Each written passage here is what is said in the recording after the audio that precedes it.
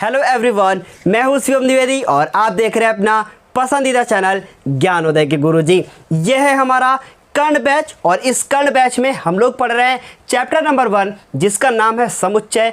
और समुच्चय वाले आज चैप्टर में हम लोग आज पढ़ेंगे पार्ट नंबर 8 को। मतलब कि इस क्लास में आज हम लोग पढ़ने वाले हैं समुच्चयों का सर्वनिष्ठ, इंटरसेक्शन ऑफ सेट्स। ये आज हम लोग पढ़ने वाले हैं। तो चलिए शुरू करते हैं, क्योंकि गुरुजी हैं तो संभव है। अब आप देख सकते हैं कि मैंने यहाँ पर एक डिफिनेशन लिख दी है और वो डिफिनेशन ये डिफाइन कर रही है कि समुच्चयों का सर्वनिष्ठ क्या होता है। लेकिन इसे हम पहले एग्जाम्पल के थ्रू समझेंगे और उसके बाद आगे की बात करेंगे। बहुत ध्यान से सुनिएगा। सबसे पहले मान लिया कि मैंने एक समुच्चय है ए। अब एक चीज़ मैं और आप लोगों से कहना चाहूँगा कि अगर आपने अभी तक पिछले वीडियोज़ को नहीं देखा है तो देखिएगा, क्योंकि मैथ तभी आएगी जब आप बिल्कुल रेगुलर पढ़ना शुरू करेंगे। बीच से कूदेंगे कुछ भी नहीं समझ में आने वाला है। देखिए हमने लिखा 1 3 और उसके बाद 2 और उसके बाद मान लीजिए 4 लिखा मैंने और उसके बाद फिर कोई एक दूसरा समुच्चय ले लिया और उसको मैंने लिखा,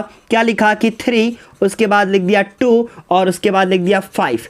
अब मैंने कहा कि इन दोनों का इंटरसेक्शन ज्ञात कीजिए, मतलब इन दोनों का सर्वनिष्ठ ज्ञात कीजिए। तो कैसे ज्ञात होगा पहले समझते हैं। देखिए ध्यान से, सबसे पहले तो हम लोग लिखेंगे ए और उसके बाद लिखेंगे बी और उसके बाद देखिए मेरे बताने का तरीका थोड़ा सा अलग होता है और एक ऐसे चिन्ह लगा देंगे और उसके बाद इन दोनों में जो कॉमन होगा, देखिए कौन कौन कॉमन है, ये 3 हो गया, 3 क्या है कॉमन है, साथ ही साथ 2 भी क्या है कॉमन है। उसके बाद हम यहाँ लिख देंगे 3, फिर लिख देंगे 2 और उसको मंझले ब्रैकेट में बंद कर देंगे। बस हो गया ये समुच्चयों का सर्वनिष्ठ, जिसे कहते हैं इंटरसेक्शन ऑफ सेट्स।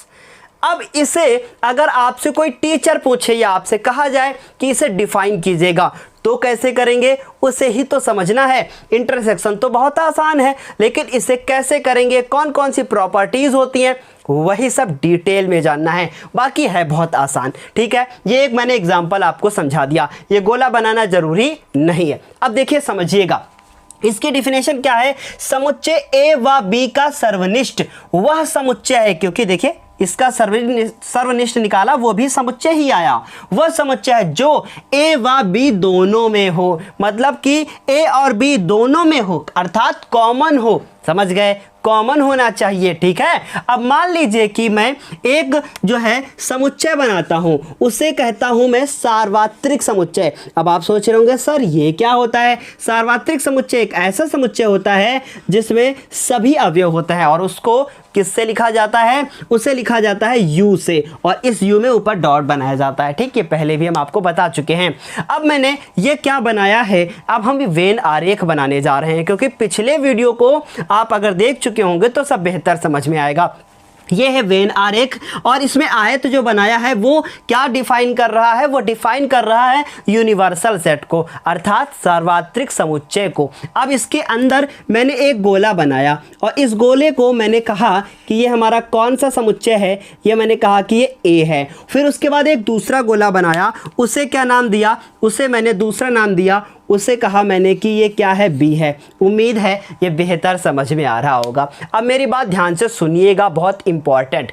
अब आप देखेंगे यहाँ पर अगर इस डायग्राम को अगर आप देखेंगे और उसके बाद मैं इसमें इस बीच वाले पार्ट को थोड़ा सा दूसरे कलर में कर दूं, मान लीजिए मैंने इसको ब्लैक कर दिया, तो ये वो वाला भाग है जो क्या है, टोटल है। वो क्या है, कहने का मतलब ए और बी का कॉमन है। और ए और बी का कॉमन कौन है, ये जो ब्लैक वाला पार्ट आपको दिख रहा है, ये वाला ए और बी का कॉमन पार्ट है। अगर ए और बी का ये कॉमन पार्ट है तो हम कह सकते हैं कि जो ये मेरा ए और बी का कॉमन वाला जो पार्ट है, इसे कह सकते हैं कि ए इंटरसेक्शन बी है। तो ये हो गया क्या, वेन आरेख का रिप्रेजेंटेशन। समझ में आ गई बात, उम्मीद है आया होगा। क्या किया, ए और बी। अब इसे नहीं आया तो ऐसे समझिए, ये ए हो गया, ये बी हो गया, इन्हें आपस में चिपका दीजिए तो ऐसे हो जाएंगे और बीच वाला हिस्सा जो दोनों में होगा वही कहलाएगा मेरा क्या, इंटरसेक्शन।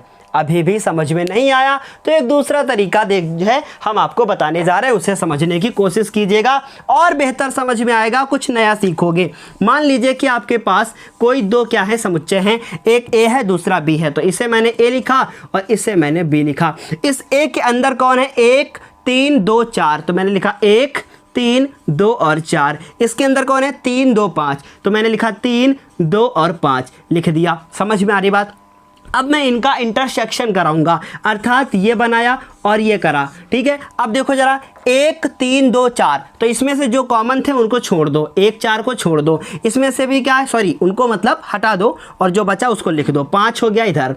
अब कॉमन कौन है दोनों में? 3, 2, तो यहाँ लिखा 3 और यहाँ लिखा 2। अब देखो 3, 2 कॉमन था तो उसमें भी है और इसमें भी है। इस तरीके से हम कह सकते हैं कि 3, 2 क्या है? इंटरसेक्शन ऑफ सेट्स है। क्लियर?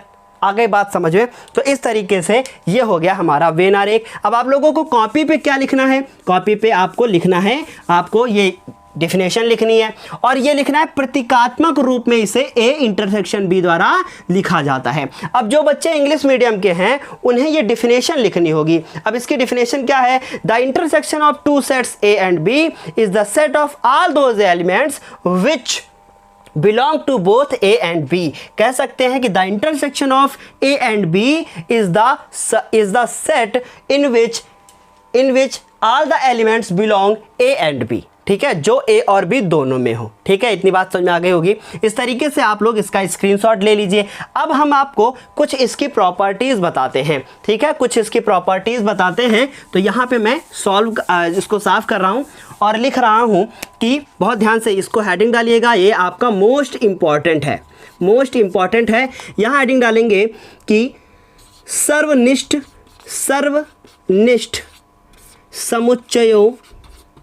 समुच्चयों के गुणधर्म, क्या लिखेंगे? गुणधर्म। ये आपकी हेडिंग हो गई।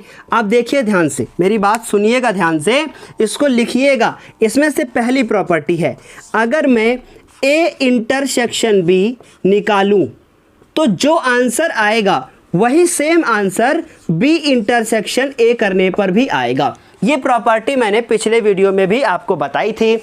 तो इसे कहते हैं क्रम विनिमय का नियम। इसे कहते हैं क्रम विनिमय मतलब अदला बदली, क्रम विनिमय का नियम। तो ये आपकी फर्स्ट प्रॉपर्टी हो गई। कहने का मतलब अगर आपसे कहा जाए कि ए यूनियन बी निकालिए तो जो आंसर आएगा ए इंटरसेक्शन ए बी निकालिए तो जो आंसर आएगा वही same answer B intersection A निकालने पर भी आएगा। ठीक है, अभी हम लोग क्वेश्चन करेंगे तो सब क्लियर समझ में आएगा। ठीक है, दूसरा को देखो, दूसरा हम लोग लिखेंगे। अब दूसरी इसकी प्रॉपर्टी है, उसको देखिए ध्यान से। अगर मैं ए इंटरसेक्शन, देखिए मैं लिख रहा हूँ ए इंटरसेक्शन, दूसरे पेन से लिख रहा हूँ, अभी लिखूंगा ए इंटरसेक्शन बी और उसके बाद सी। ठीक है, उसके बाद इंटरसेक्शन, फिर उसके बाद A intersection B intersection C. ठीक है, ये मैंने कर दिया ऐसे। अगर मैं, बहुत ध्यान से सुनना, यहां ब्रैकेट लगा दूं, पहले बी इंटरसेक्शन सी निकाल लूं फिर उसका इंटरसेक्शन ए के साथ निकाल लूं, या मैं ए और बी का पहले निकाल लूं सी का बाद में निकालूं, तो आंसर क्या आएगा? सेम आएगा। और इस प्रॉपर्टी को कहते हैं, क्या कहते हैं? पिछली बार भी बताया था, सहचर्य गुण। ठीक है, इंग्लिश में इसको मैंने पिछले वीडियो में बताया था। क्रम विनिमय को इंग्लिश में कहते हैं कम्यूटेटिव लॉ और इसे कहते हैं एसोसिएटिव लॉ। तो इसे कहते हैं एसोसिएटिव लॉ। ठीक है, ये बड़े बड़े क्वेश्चंस को लगाने में काम आएगा। और इसे कहते हैं कम्यूटेटिव। ठीक है, लॉ अपने मन से लिख लीजिएगा। ठीक, 2 हो गए। अब तीसरा देखो, तीसरा बहुत ज़्यादा इंपॉर्टेंट है। तीसरा गुणधर्म मेरा क्या है? तीसरा है कि अगर मैं फाई के साथ किसी का इंटरसेक्शन निकालूं, अब देखो फाई में तो कुछ होता ही नहीं है, तो इसका मतलब इसका आंसर क्या आने वाला है? इसका आंसर फाई आएगा, क्योंकि कुछ कॉमन आपस में होगा ही नहीं। समझ रहे ना मेरी बात को? फाई में कुछ नहीं होता और ए में बहुत कुछ है, लेकिन मुझे कॉमन निकालना है तो कुछ भी कॉमन नहीं होगा तो फाई ही होगा। ठीक है, तो मैं क्या लिखूंगा? इसका आंसर फाई लिखूंगा। इसे क्या कहते हैं? इसे कहते हैं फाई का नियम। इसे क्या कहते हैं? फाई का नियम। ठीक है। इसी तरीके से एक और नियम होता है, ये सब क्वेश्चन लगाने में काम आएगा। अगर मैं किसी का मान लीजिए कि कोई यूनिवर्सल सेट है, उसका मैं इंटरसेक्शन निकालूं किसके साथ, ए के साथ, तो आप बताइए वीडियो को रोक के बताइए आंसर क्या आएगा। बताइए, अगर कोई यूनिवर्सल सेट है और उसके बाद ए के साथ उसका क्या निकाला जा रहा है, इंटरसेक्शन, तो कॉमन होगा कौन सा पार्ट, जो ए होगा। इसमें भी सारे ए के एलिमेंट्स होंगे, तो इसका मतलब आंसर क्या आएगा, ए आएगा। रटना पड़ा नहीं, तो हम लोगों ने क्या लिखा, ए। तो यहाँ पर आंसर क्या, ये किसका नियम हो जाएगा, ये हो जाएगा मेरा यूनिवर्सल सेट का नियम। तो यहाँ लिख देंगे का नियम, ठीक है, यूनिवर्सल सेट का नियम। ये 4 हो गई। अब 5वीं प्रॉपर्टी बहुत और दूसरी देखते हैं। मान लीजिए कि 5वीं प्रॉपर्टी क्या है, ध्यान से सुनिएगा। 5वीं, अगर मैं ए का इंटरसेक्शन ए के साथ निकालूं तो आंसर क्या आएगा, ए ही तो आएगा। तो इसे क्या कहेंगे, इसे कहेंगे वर्ग सम का नियम। इसे क्या कहेंगे, वर्ग सम का नियम। ये 5 प्रॉपर्टी है, लेकिन इन 5 से ज़्यादा एक प्रॉपर्टी और बहुत ज़्यादा इंपॉर्टेंट है, उसे कहते हैं वितरण का नियम। अब वो प्रॉपर्टी कौन सी है, देखिए ध्यान से सुनिएगा। वो प्रॉपर्टी है ए, उसके बाद इंटरसेक्शन बी यूनियन सी, ये प्रॉपर्टी है। अब इसका आंसर क्या आएगा वो देखिए ध्यान से। मैं सामने नहीं लिख रहा हूं उधर, या लिख दूं मैं, वायर मेरा, ठीक है, इसे लिख देता हूं, आप लोग उधर लिख लीजिएगा। ए के साथ बी, तो लिखेंगे ए इंटरसेक्शन बी, ठीक है। फिर लिखेंगे ए के साथ सी, तो ए इंटरसेक्शन, फिर कितना आएगा, ये बहुत ज़्यादा इंपॉर्टेंट है, सी, लेकिन बीच में आना चाहिए यूनियन। ये बहुत ज़्यादा इंपॉर्टेंट है, इसे कहते हैं वितरण का नियम। इसे कहते हैं वितरण का नियम। तो आप लोग अब इसे अपनी कॉपी पे नोट कर लीजिए। ये 6 प्रॉपर्टी हैं। ये वाली प्रॉपर्टी बहुत ज़्यादा इंपॉर्टेंट है कि अगर किसी का मान लीजिए कि आपने यूनियन निकाला, फिर बाद में इंटरसेक्शन निकालेंगे, जो आंसर आएगा वही चीज़ पहले, अभी इसको प्रूफ भी आगे करना है, ए इंटरसेक्शन बी और ए इंटरसेक्शन सी करके फिर उसके बाद उसका यूनियन करेंगे, तो जो आंसर आएगा वो दोनों आपस में क्या होंगे, सेम होंगे। बराबर लगा के सामने लिखिएगा। इस तरीके से आप जल्दी से एक इसका स्क्रीनशॉट ले लीजिए, ठीक है। और इसे कहते हैं, जो लास्ट वाला हमारा ये नियम है, ठीक है, इसे हम लोग क्या कहते हैं, बहुत ध्यान से मेरी बात को सुनिएगा, कहते हैं वितरण का नियम या बंटन का नियम। जल्दी से एक स्क्रीनशॉट ले लीजिए। अब करते हैं हम लोग एक्सरसाइज को, और एक्सरसाइज कौन सी, 1.4। इसके 4 क्वेश्चन आपको हम बता चुके हैं। आज हम स्टार्ट करेंगे क्वेश्चन नंबर 5 से। क्या लिखा है क्वेश्चन नंबर 5, लिखा है प्रश्न 1 में दिए प्रत्येक समुच्चय युग्म का सर्वनिष्ठ ज्ञात कीजिए। अब क्वेश्चन नंबर 1 क्या था, इसका मतलब जो क्वेश्चन नंबर 1 में क्वेश्चन थे कितने, 5, उन सभी का क्या निकालना है, सर्वनिष्ठ मतलब कि इंटरसेक्शन, ठीक है। चलो अब उसका पहला क्वेश्चन कौन सा था उसे हम आपको बताते हैं।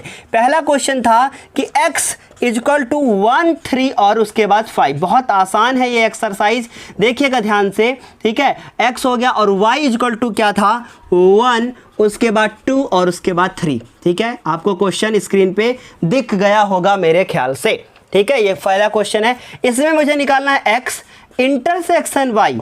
इसका मतलब x और y में जो चीज़ कॉमन थी, पर मैं लिखने का एक क्वेश्चन तरीका बता रहा हूं कि आप अपनी कॉपी पे कैसे लिखोगे। इंटरसेक्शन, उसके बाद ऐसे, और उसके बाद 1, 2 और उसके बाद 3, ठीक है। आप ही से कह रहा हूं मैं, आजकल आप लोग पढ़ नहीं रहे हो ना, 1 और 1, तो ये हमारा क्या है, कॉमन, सो 1 हो गया।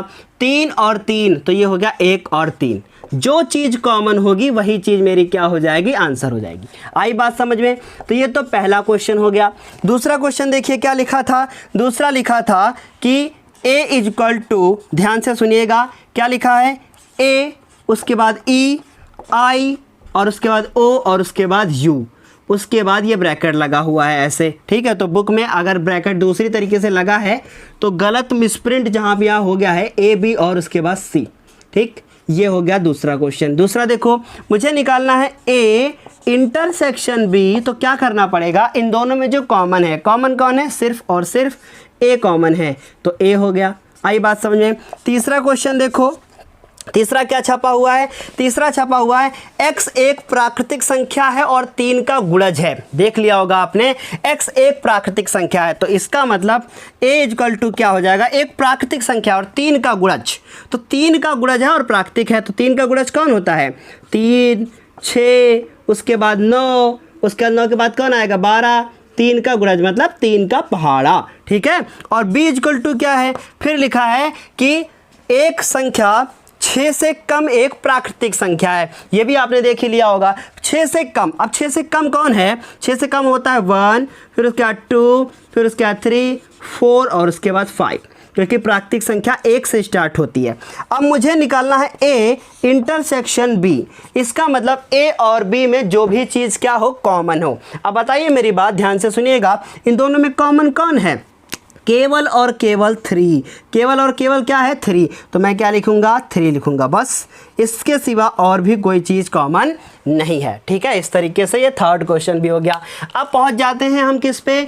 4 नंबर क्वेश्चन पे। क्या लिखा है 4 नंबर क्वेश्चन? लिखा है x एक प्राकृतिक संख्या और कुछ शर्त दे दी है। तो शर्त क्या है? देखो पहले लिखूंगा मैं, क्योंकि इसे अच्छे से समझाना पड़ेगा। x एक प्राकृतिक संख्या, तो लिखा मैंने x सच दैट x एक कौन सी संख्या है? प्राकृतिक संख्या है, प्राकृतिक संख्या है। और साथ ही साथ इन्होंने एक शर्त दे दी है, वो शर्त क्या दे दी है कि x लेस देन क्या है? x ग्रेटर देन 1, और उसके बाद ये लेस देन है कि क्या दिया हुआ है? दिया हुआ है कि लेस एंड इक्वल टू 6, ये चीज़ इन्होंने दे दी है। अब आप लोगों को करना क्या है कि ये समुच्चय निर्माण रूप में लिखा है, इसे मुझे रोस्टर रूप में लिखना होगा। तो देखिए रोस्टर रूप में कैसे लिखेंगे? कह रहे हैं कि x का जो मान है वो 1 से ज़्यादा है, तो 1 से ज़्यादा मतलब 2 हो गया, फिर कौन होगा? 3 होगा, फिर 4 होगा, फिर 5 होगा, क्या 6 भी होगा? जी हाँ, क्यों? क्योंकि ये क्या लगा हुआ है? ऐसे, तो इसका मतलब 6 भी होगा। अगर ये लाइन ना होती तो 6 नहीं होता, ठीक। तो इस तरीके से ये 6 भी होगा, और ये हो गया हमारा क्या? इस तरीके से ब्रैकेट क्लोज। अब देखिए b बराबर क्या लिखा हुआ है? b बराबर क्वेश्चन में आपको दिख रहा होगा क्या लिखा हुआ है? लिखा है कि x एक प्राकृतिक संख्या है और दूसरी एक शर्त दे दी है, तो उसको भी लिखेंगे हम लोग। क्या लिखेंगे? x सच दैट x एक कौन सी संख्या है? प्राकृतिक संख्या है, और एक शर्त दे दी कि x का मान 6 से ज़्यादा है और x का मान 10 से कम है, ये एक शर्त दे दी है। लेकिन देखिए यहाँ पर नीचे लाइन ऐसे नहीं खींची गई है, ठीक है। अगर आप लोगों को छोटा दिख रहा हो तो कमेंट करके बताइएगा, ठीक है। तो ये लिखा हुआ ऐसे, हम नेक्स्ट क्लास में थोड़ा सा बड़ा लिखने की कोशिश करेंगे, बताइएगा ज़रूर लेकिन, ठीक है। अब x का मान 6 से ज़्यादा है, तो 6 से ज़्यादा मतलब 7, फिर कौन 8, फिर कौन 9, लेकिन क्या 10 भी होगा? जी नहीं, क्यों? क्योंकि बराबर का चिन्ह नहीं जो है नीचे नहीं लगा है, कैसेट फंस जाती है थोड़ी थोड़ी बीच में, प्यास लग जाती है ना, तो इस तरीके से। और नेमो आपकी पानी लेके आती नहीं है, हैं? बताओ, गलत बात है, मेरी नौटंकी शुरू, ठीक। इस तरीके से ये हमारा हो गया। अब मुझे निकालना क्या है? आप देखो जरा ध्यान से सुनना। अब मुझे निकालना है a इंटरसेक्शन b। अब मेरी बात ध्यान से सुनो, 7, 8, 9 उधर तो कुछ है ही नहीं, तो फिर क्या लिखोगे? 5। लेकिन इस 5 को ब्रैकेट में नहीं बंद करोगे, कई बार बता चुके हैं कि ब्रैकेट में नहीं बंद करोगे। क्यों? क्योंकि या तो फिर ब्रैकेट ही लिख लो खाली, 5 ना लिखो उसके अंदर, और या फिर 5 लिखो तो ब्रैकेट मत लिखो। ये कौन सा समुच्चय है? रिक्त। हो गया, चौथा भी हो गया। अब पांचवा देखो क्वेश्चन क्या है, ठीक। पांचवा क्वेश्चन है, लिखा हुआ है कि a इक्वल टू 1, 2, 3, और उसके बाद यहाँ लगा हुआ है, और b इक्वल टू लिखा हुआ है 5, ठीक। अभी मैंने बताया था कि अगर कोई समुच्चय 5 है, उसका किसी के साथ इंटरसेक्शन निकाला जा रहा है। देखो, अगर हम आप लोगों को इंग्लिश में बोल रहे हैं कि इंटरसेक्शन, सो आप लोगों को कोई भी डरने की ज़रूरत नहीं है, क्योंकि ये आप थोड़ा बहुत इंग्लिश में पढ़ोगे ना, तो आगे चल के सब कुछ, अगर मैथ ज़िंदगी में पढ़नी है ना, तो आपको किस में पढ़ना होगा? बाल मेरे बिगड़ जाते हैं। उसको आपको पता कैसे पढ़ना होगा? उसको आपको ऐसे ही पढ़ना होगा जैसे मैं पढ़ा रहा हूँ आप लोगों को इंग्लिश में ही, ठीक है। तो आप लोग इसको जो है ऐसे ही पढ़े जैसे मैं आप लोगों को पढ़ा रहा हूँ, ठीक। पसीना बहुत आ गया है, आप लोग ना बातें करवा नहीं रहे हो मुझको। चलो देखो क्या निकालना है, a intersection b equal to, अब बताओ क्या होगा? 1, 2, 3, इसमें तो 5 है, तो आंसर कितना आ जाएगा? 5, खत्म। इस तरीके से हमारा आंसर हो जाएगा। अभी इसका यूनियन निकालना होता तो क्या आता? 1, 2, 3 आता। था कुछ कठिन? नहीं, खत्म हो गया, खत्म, ठीक है। चलो जल्दी से स्क्रीनशॉट, इसके बाद क्वेश्चन नंबर 2। आज का क्वेश्चन नंबर 2 और बुक का क्वेश्चन नंबर 6, इसी की बात आज हम करने वाले हैं। चलिए देखिए, क्वेश्चन नंबर 6 आपको स्क्रीन पे नीचे दिखा होगा। क्या लिखा हुआ है? ए बी सी डी, इन सब की वैल्यू दे रखी है। ए की वैल्यू कितनी है? ए की वैल्यू लिख लेते हैं। ए की वैल्यू कितनी दी है? देखिए ध्यान से, ए की वैल्यू है 3, उसके बाद 5, उसके बाद 7, 9 और उसके बाद 11। आपको क्वेश्चन दिखा होगा, ये हो गई ए की वैल्यू। उसके बाद बी की वैल्यू कितनी दी गई है उसे लिख लेते हैं। बी की वैल्यू दी गई है 7, 9, 11 और उसके बाद 13, ये बी की वैल्यू है। बहुत सारे क्वेश्चन है इसमें। फिर सी की वैल्यू कितनी दी है? 11, 13 और उसके बाद 15, ये वैल्यू दी गई है किसकी? सी की। और डी की वैल्यू कितनी दी गई है? 15 और 17, ये वैल्यू दी गई है डी की। इस क्वेश्चन में बहुत सारे क्वेश्चन हैं। पहला क्वेश्चन क्या है? पहला क्वेश्चन है कि ए, बहुत ध्यान से सुनिएगा, ए इंटरसेक्शन बी निकालिए। कौन नहीं निकाल पाएगा? इन दोनों का इंटरसेक्शन, मतलब कॉमन ढूंढो। सबसे पहले देखो 7, देखिए 3 है, नहीं है, 5 है, नहीं है, 7 है, 7 है, तो 7 है। उसके बाद 9 है, जी हाँ है, 9 भी है। क्या 11 है? बिल्कुल है। तो यही इसका क्या हो गया? आंसर हो गया। इसी तरीके से दूसरा क्वेश्चन देखिए। दूसरे क्वेश्चन में क्या कह रहे हैं कि बी इंटरसेक्शन सी निकालिए। अब ये आप लोगों का क्या है? होमवर्क है, HW है। उसके बाद क्वेश्चन नंबर क्या है? सी। देखिए थर्ड नंबर क्या है? ए, उसके बाद इंटरसेक्शन सी और इंटरसेक्शन डी।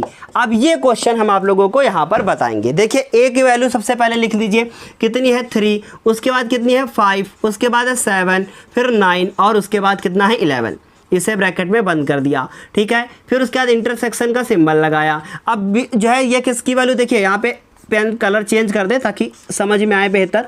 अब सी की वैल्यू देखो, सी की वैल्यू कितनी है? सी की वैल्यू है 11, 13 और उसके बाद 15। उसके बाद देखिए ये किसकी वैल्यू है? डी की। अब डी की वैल्यू, ये भी इंटरसेक्शन, डी की वैल्यू कितनी लिखी है? 15 एंड 17। अब देखिए ध्यान से सुनिएगा, बहुत आसान है, बहुत आसानी से हो भी जाएगा। इन तीनों को अगर हम ध्यान से देखें तो इन तीनों में सबसे पहले देखो, 3 है, नहीं है, 5 है, नहीं है, 11 है, बिल्कुल है, 11 लिखा। फिर उसके बाद और कोई नहीं मिल रहा है क्योंकि ये 2 अंकों में और कोई है ही नहीं, तो ये हो गया 11, ठीक है। उसके बाद इंटरसेक्शन, अब उसके डी वाले नोट कर दो, कितना हो गया? 15 और 17। ऐसे ही करोगे तभी ठीक है, वरना डायरेक्ट 5 मत लिखना। तो ये हो गया आपका 5, ठीक है। ये आपका थर्ड हो गया। समझ में आई बात? इन दोनों का इंटरसेक्शन निकाला, जो कॉमन था नोट कर दिया, फिर उसको ऐसे उतार दिया, फिर देखा कुछ नहीं है तो 5 नोट कर दिया, ठीक। इस तरीके से थर्ड हो गया। अब देखो 4 नंबर क्वेश्चन।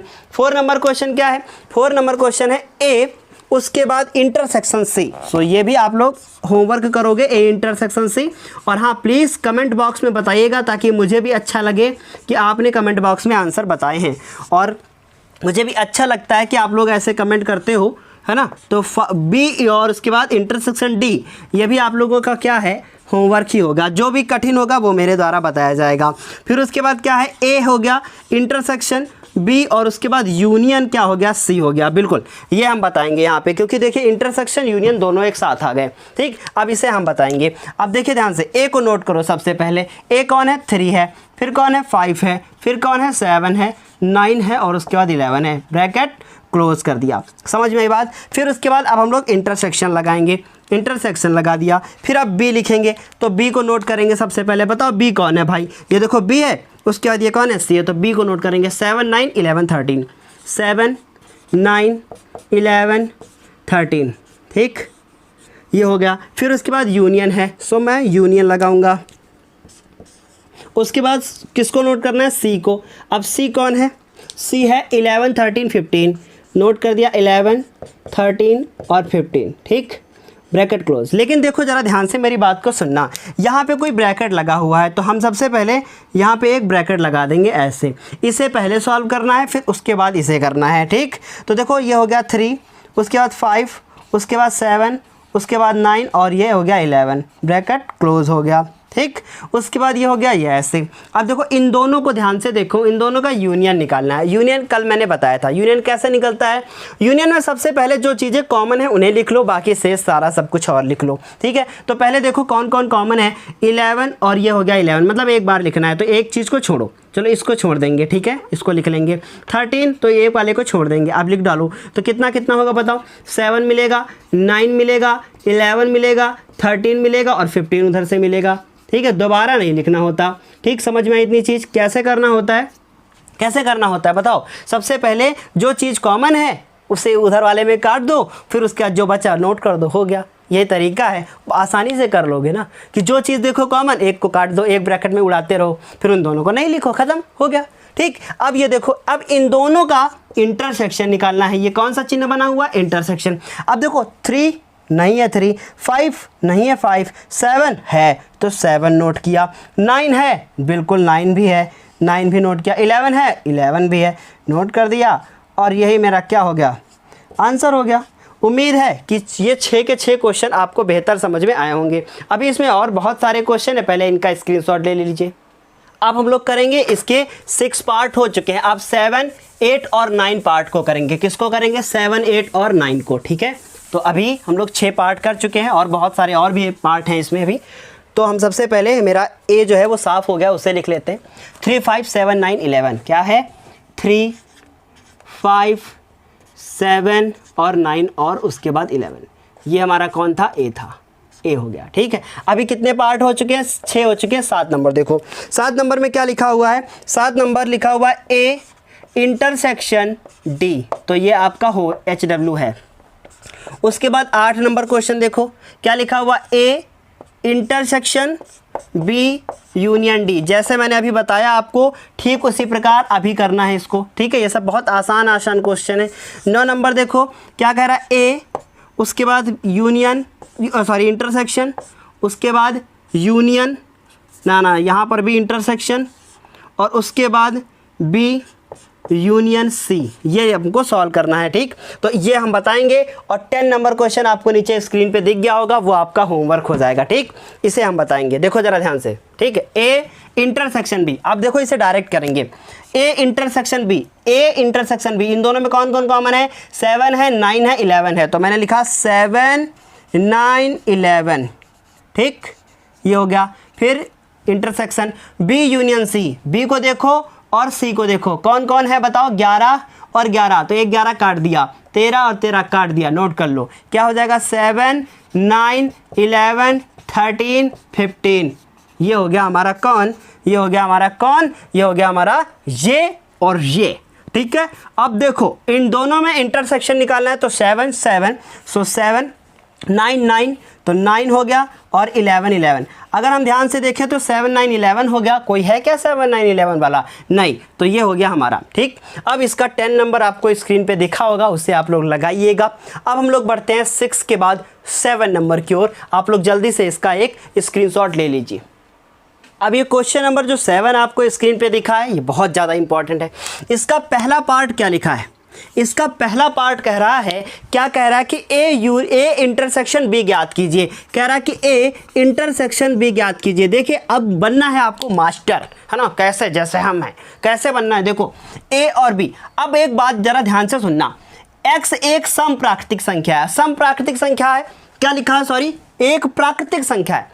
प्राकृतिक संख्या मतलब 1 से लेकर इनफाइनाइट तक, कहां से चलेंगे, 1 टू लेकर इनफाइनाइट तक ये संख्याएं चलेंगी, ठीक है, बात समझ में आई। अब देखो एक सम प्राकृतिक संख्या है, ये कहां से शुरू होंगी, 2, 4 और कहां तक जाएंगी, इनफाइनाइट तक जाएंगी, ठीक है। तो मैंने कॉमा लगा दिया, ठीक है, डॉट डॉट करना चाहिए, क्या होगा, डॉट डॉट डॉट, समझ जाना, ठीक है। एक विषम प्राकृतिक संख्या है, अब विषम प्राकृतिक संख्या 1, 3 और उसके बाद डॉट डॉट डॉट, ये इनफाइनाइट जाएगा। देखो समझो अभी कैसे आंसर देंगे।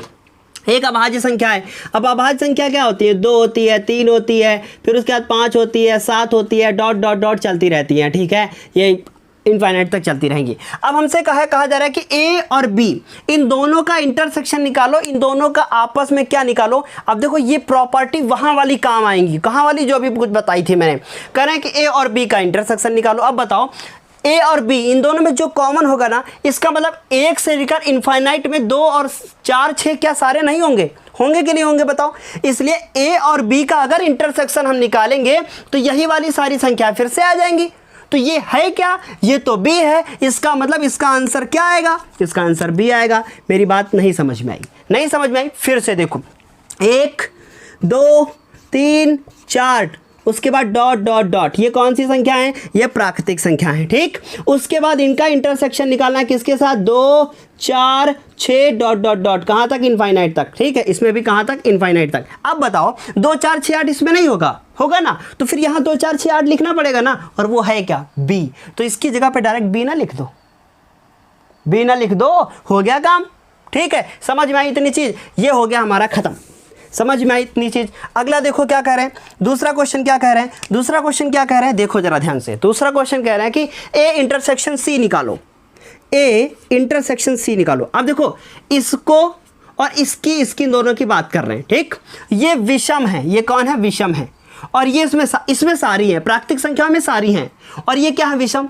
अब बताओ 1 3 5 7 9 11 ये सारी इसमें होंगी कि नहीं होंगी, ऊपर वाले में होंगी ना। तो आप बताओ अगर ऊपर वाले में सारी होंगी तो कॉमन निकालेंगे तो यही वाली संख्या निकलेंगी कि नहीं निकलेंगी, और यह है क्या, सी। तो आंसर तुम्हारे हिसाब से क्या आएगा, सी। नहीं समझ में आया, 1 2 3 डॉट डॉट डॉट इनफाइनाइट तक। अब इनमें से वो वाली छांटना है जो हमारी क्या है, विषम, क्योंकि कॉमन है, तो इसका मतलब कब क्या होगा, विषम वाली संख्या हम लोग नोट कर देंगे। तो ये हो गया हमारा आंसर। ठीक, नहीं समझ में आया तो फिर से सुनिएगा मैंने क्या कहा।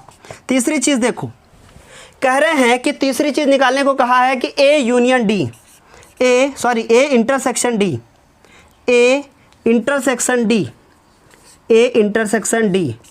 अब देखो ए को देखो और डी को देखो, ए में सब भरा पड़ा है, और 2 3 5 7 इनमें और इनमें क्या ढूंढ रहे हैं, कॉमन ढूंढ रहे हैं। अब बताओ 2 3 5 7 सब उसमें होगा कि नहीं होगा, होगा, तो इसका मतलब आंसर क्या आएगा, डी आएगा। सारी संख्या भरी पड़ी है, डायरेक्ट आंसर लिखना है ऐसे ही। फिर उसके बाद चौथी देखो, चौथा क्वेश्चन क्या करें, चौथा कह रहा है कि बी इंटरसेक्शन सी। अब देखो यहां हो गया तमाशा, ये 2 4 6 8 सारी सम और इसमें सारी विषम है, कोई जोड़ मेल नहीं ना, तो फिर इसका मतलब आंसर क्या आएगा, कुछ नहीं आएगा, फाई आएगा। क्यों, क्योंकि कोई कॉमन है ही नहीं कुछ भी, समझ रहे हो लाल। ठीक है, अब देखो 6 हो गया, 7 देखो 7 नंबर क्या कह रहा है, 7 नंबर क्वेश्चन क्या कह रहा है, सॉरी 4 हो गया, 5 देखो, हैं 4 के बाद सीधे 7 पहुंच गए, 7 देखो, 5 नंबर देखो, sorry B intersection D, B intersection D. अब यहां देखो, अब बी में कौन है, 2 4 देखो, बी समझो 2 4 6 8 10। ठीक, ये सारी डॉट डॉट डॉट चलती रहेंगी, डॉट डॉट हमने खत्म नहीं किया, ध्यान से देख लो। इनका इंटरसेक्शन किसके साथ निकालना है, जो अभाज्य संख्याएं हैं, 2 3 5। अब एक बात बताओ, ये सारी डॉट डॉट डॉट, इसमें तो सारी सम है, उसमें सारी सम विषम दोनों हैं, लेकिन एक ही सम है, सिर्फ एक ही सम है, कौन, 2, बाकी सब विषम है, तो कॉमन कौन होगा, 2। तो आंसर क्या आएगा, 2। नहीं समझ में बात, इसमें क्या है, सारी सम, उसमें तो एक ही सम है, तो दोनों में कॉमन कौन है, 2। ठीक, इस तरीके से ये भी खत्म, 5 हो गया।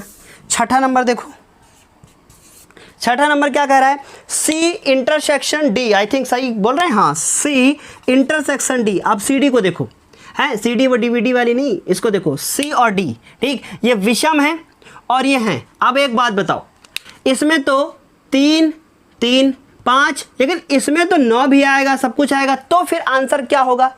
अब समझो, ये सारी विषम है, ये वाली सारी कौन है, विषम है, और ये वाली कौन है, इसमें सम विषम दोनों है। तो आंसर तुम्हारे हिसाब से क्या आना चाहिए, बताओ जल्दी से।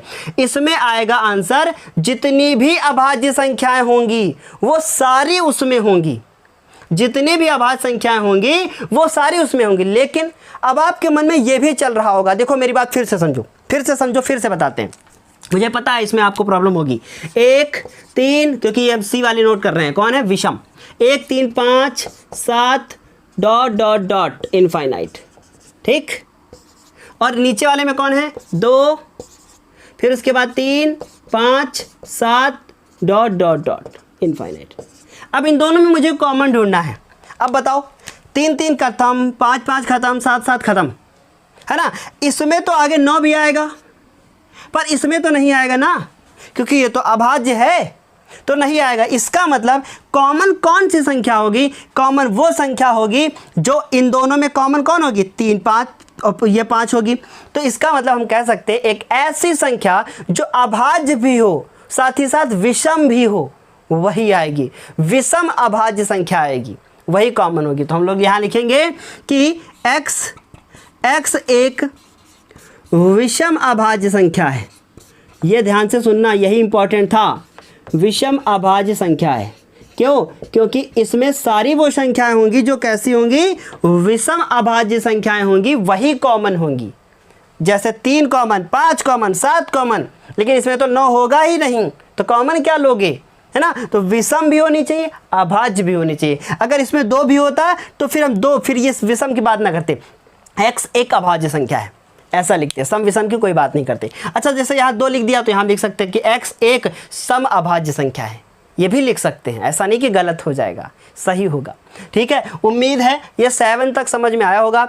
ये अब इस क्लास को मुझे यहीं पे ख़त्म करना चाहिए। अगली क्लास में हम लोग 8, 9 और इन सब की बात करेंगे। और हाँ, अगली क्लास में हम लोग बात करेंगे, किसकी बात करेंगे, अगली क्लास में हम लोग बात करेंगे डिफरेंस ऑफ सेट की। हाँ, समुच्चयों का अंतर, उसकी बात करेंगे। चलिए अभी समाप्त करें इस वीडियो को।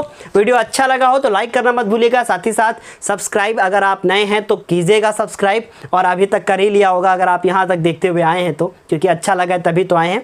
और पढ़ते रहिए, क्योंकि पढ़ नहीं रहे, हाँ आप ही से कह रहे हैं कि आप पढ़ नहीं रहे हो, है ना, इसलिए पढ़ना शुरू कर दो। अगर आप पढ़ रहे हैं तो बहुत अच्छी बात है, नहीं पढ़ रहे हैं तो पढ़ना शुरू कर दीजिए। ऐसा मौका आपके सामने अब कभी नहीं आएगा। धन्यवाद, बेस्ट ऑफ लक।